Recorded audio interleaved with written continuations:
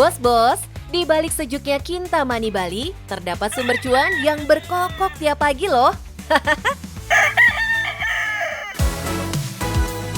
Ini dia sumber cuannya, bos. Eits, ini bukan ayam biasa, bos. Namanya ayam Filipin. Ayam tangguh yang banyak jadi incaran kolektor hingga penghobi unggas hias. Karena unggasnya udah istimewa, jelas cara budidaya hingga perawatannya pun gak biasa, bos. Tuh, mana ada ayam yang punya kandang pribadi begini.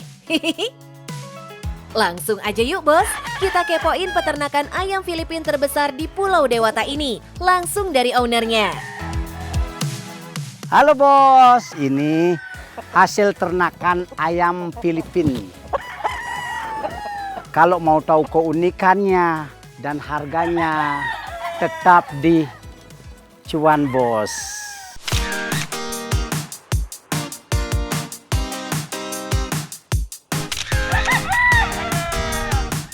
Sudah 20 tahun, Pak Mangku Sekan bergelut di usaha jual beli ayam Filipin ini, bos. Jadi pengalamannya udah jelas bukan kaleng-kaleng tuh. Pasti penasaran kan? Apa sih yang bikin ayam asli Filipina ini nggak pernah sepi peminat? Dari penghobi, kolektor, sampai peternak, semua berlomba dapetin unggas yang satu ini. Kalau ayam Filipin itu yang jelas dari segi bulu dulu. Segi bulu dia lebih mengkilat, mukanya juga lebih ganteng-ganteng daripada ayam kampung gitu. Kelihatan, face mukanya itu kelihatan sekali gitu. Kalau warna sih sama sih kayak ayam-ayam kampung di sini itu. Cuman bulunya agak mengkilat dia. Memang ciri khas itu bulunya memang agak mengkilat. Lebih bagus ayam Filipin. Dari bentuk kepala, bulunya yang berkilau, hingga caranya berjalan. Memang bikin ayam Filipin ini terlihat tangguh ya, bos. Siapa sangka, usaha yang kini jadi incaran para kolektor ini dulunya lahir bukan dari modal besar, tapi dari modal nekat loh. Tanpa pengalaman di dunia peternakan unggas, tanpa jaringan luas, apalagi dukungan besar dari luar. Pertama kali sih dengar cerita dulu, ya dengar cerita. Cuman modalnya modal nekat aja.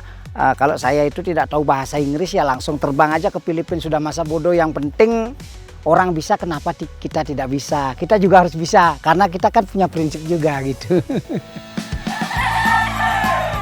Demi menjaga kualitas bibit dan memenuhi standar permintaan konsumen, Pak Mangku masih terus mendatangkan ayam langsung dari tempat asalnya loh.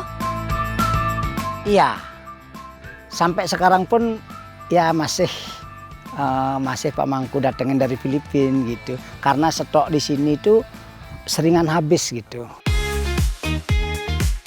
Kalau soal penjualan, jumlahnya emang nggak bisa diprediksi. Kadang naik, kadang turun, tergantung musim dan kondisi ayam. Tapi yang bikin melongo, enggak jarang ayam-ayam ini laku keras, bahkan sebelum nyampe kandang loh, bos. Bayangin, belum mendarat di Bali, ratusan ekor ayam Filipin udah di-booking pembeli. Wih, mantap nggak tuh? Kalau ekoran itu nggak tentu sih. Kalau musim sekarang itu musim ayam ganti bulu, jadi orang-orang itu jarang mau beli dia. Jarang dia mau beli karena ayamnya masih perawatannya masih lama. Tetapi kadang-kadang ayam kalau Pak Mangku berangkat langsung ke Filipina, kan gitu. Belum sampai Bali ayamnya sudah habis 200 ekor, 100 ekor. Ada yang pesen. Selain keunikan ayamnya, kandangnya ini jelas jadi penarik perhatian bagi siapa saja yang melihatnya. Kalau biasanya kita lihat ayam dipelihara di sangkar bulat, di sini berbeda, bos. Bentuknya unik dan dibuat memanjang di lahan yang luas. Iya, kalau di Bali itu kandang PAM. Ya PAM namanya. Segitiga begini. Nah, ini kita belajarnya juga dari orang-orang Filipina juga. Jadi kalau zaman dulu, zaman nenek moyang kita itu kan kebanyakan pakai sangkar. Nah, kalau pakai sangkar itu kadang-kadang repotnya yang minta ampun. Kita kalau lagi panas keluarin ayam semua. Terus lagi hujan kita lagi masukin. Kalau ini enggak. Kalau misalnya kita pelihara ayam 100-200 ekor ya Dia kalau dingin ya tinggal keluar cari sinar. Kalau panas dia masuk gitu. Jadi kita nggak susah, tinggal ngasih makan aja gitu. Nah, jadi lebih praktis, lebih efisien, dan pastinya bikin ayam tetap nyaman tanpa repot mindahin sana-sini deh. Oh iya, karena kandangnya dibikin terbuka, berderet rapi di atas lahan luas, ayam-ayamnya nggak cuma sehat, tapi juga aktif bergerak di alam terbuka. Dan buat para pembeli, jadi bisa leluasa pilih ayamnya nih bos. Peminat ayam Filipina yang banyak justru jadi tantangan tersendiri buat Pak Mangku loh. Nggak cukup cuma ngandelin kiriman dari negeri asalnya. Pak Mangku sadar harus mulai mandiri nih bos. Makanya, Pak Mangku nggak cuma mendatangkan unggas-unggas ini dari Filipina, tapi juga mulai beternak ayam Filipina sendiri. Hasilnya, ayam tetap berkualitas, tapi dengan harga yang lebih terjangkau. Kita belajarnya sih sama orang-orang Filipina juga ya. Kita cari material juga yang terbaik di sana, kita budidayakan di sini, kita kembangkan di sini. Terus sebenarnya hasilnya sama aja antara lahiran di sini sama import. Cuman kalau nama import itu kan namanya lebih gimana ya, wah gitu. Nah, cuman kalau lahiran di sini itu bisa kita jual lebih murah kan karena produk tidak ada biaya lagi. Artinya biaya pengiriman, biaya karantina tidak ada. Memangnya berapa sih harga jual dari ayam-ayam Filipina dari Mangku Second Farm ini? Kalau saya jual paling murah 5 juta ke atas. Paling murah itu. Kalau import beda lagi.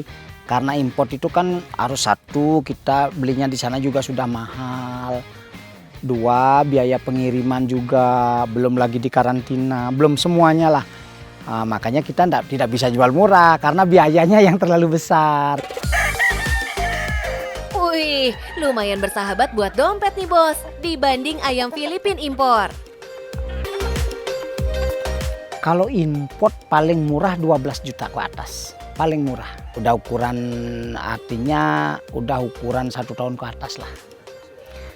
Kalau jarang sih import ayam muda dari Filipina karena risikonya terlalu besar karena ayam muda itu kan perjalanannya lama dari Filipina. Mau ayam ternak sendiri atau impor, Pak Mangku jelas panen cuan bos.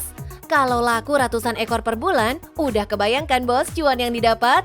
Auto jadi miliarder bos.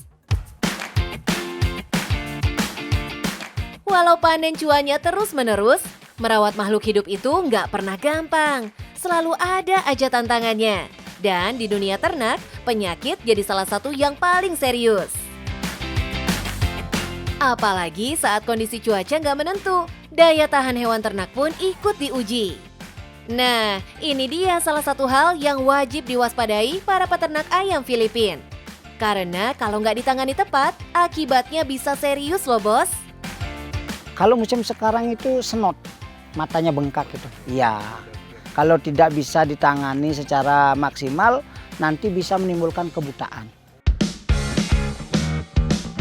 Makanya penyemprotan kandang seminggu sekali dan vaksinasi rutin 2 bulan sekali harus dilakukan bos. Bos, usaha bukan sekedar soal jual beli, tapi soal menjaga kepercayaan. Itulah prinsip Pak Mangku di Second. Setiap ayam dirawat dengan hati. Setiap pembeli dilayani dengan sepenuh dedikasi. Enggak, tergantung selera juga. Banyak juga yang nggak beli ayam pingin main ke sini silakan. Nah, artinya mereka yang mau beli di sini itu di Pak Mangku itu biar benar-benar puas dia. Kita selalu menjaga kepercayaan. Karena di balik suara kokok ayam Filipina ada semangat tulus untuk selalu memberi yang terbaik. Cuan bisa dicari, tapi kepercayaan itu yang paling berarti. Dan dari kandang di Kintamani inilah cerita sukses dimulai bos. Bagaimana bos? Tertarik dengan bisnis ayam Filipina? Kalau tertarik, kita harus bisa menjaga kepercayaan para pelanggan, itu sih yang utama. Yang kedua, ayo kita belajar bareng-bareng sama Pak Mangkusekan, belajar bagaimana cara berbisnis yang baik ya. Yang penting cuan, bos.